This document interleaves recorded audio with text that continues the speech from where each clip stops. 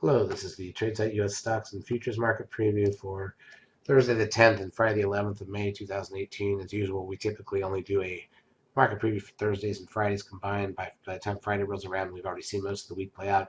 Hasn't been the most exciting week. Monday and Tuesday were very flat. Wednesday was flat except for lunchtime.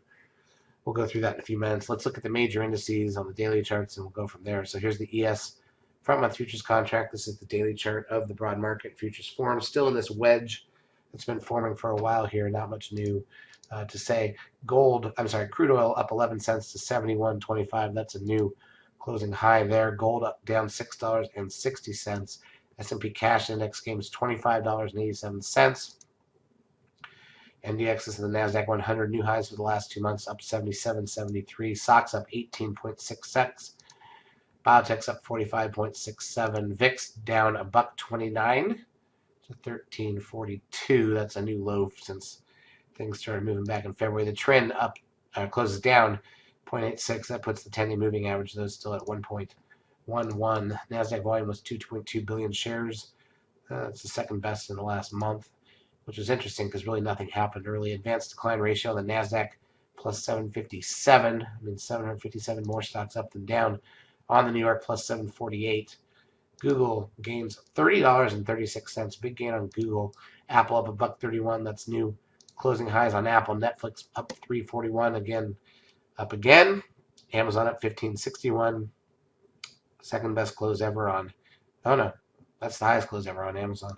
Tesla up $4.88. TLT, the 20-year bond ETF, down 71 cents. Goldman Sachs gains back $4.73 after playing with the recent lows recently. Let's look at the 5-minute chart of the ES. So again, Monday and Tuesday were very flat, not useful at all. Wednesday we gapped up small. We were totally flat for an hour. Dipped like we were going to fill the gap, but couldn't even get there. And then rally came back. By the start of lunch, and you're 2.5 hours in, we were exactly where we started. We haven't done anything. Then you rally for about 30 minutes over lunch, and that's about it. We closed about 3 hours later. We were still right where we'd been at that point. Here's the NASDAQ side, a little more pronounced in the lunchtime rally and then flat in the afternoon. Not very interesting overall. In terms of economic data left for the week, because there's nothing to look at from a technical perspective. Thursday, we've got the CPI and the weekly initial and continuing jobless claims, an hour before the bell. Natty gas, an hour in. 30-year bond auction at 1 p.m. Federal budget balance at 2 p.m. Eastern time.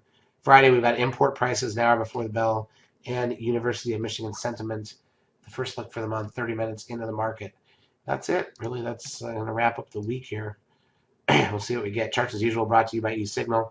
If you've not yet taken the trial of our services, feel free to do so. We will help you out for a couple weeks. Have a great trading Thursday and Friday.